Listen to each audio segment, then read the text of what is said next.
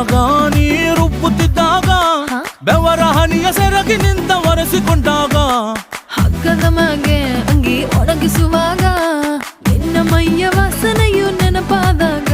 ಎರಡು ಕೈಯ ನೆತ್ತಿ ನೀನು ಜಡಿಸುತ್ತುವಾಗ ದಿಮ್ಮನಪ್ಪಿಕೊಂಡು ನಿದ್ದೆ ಮಾಡುವಾಗ ಸುಸ್ತಾಗೋಗಿ ನೀನು ಆಕಲಿಸುವಾಗ ಬತ್ತವಲ್ಲ ಫೀಲಿಂಗ್ಸು ಬಂದು ಬಂದು ಮುಚ್ಚಾಗ್ತಾವೆ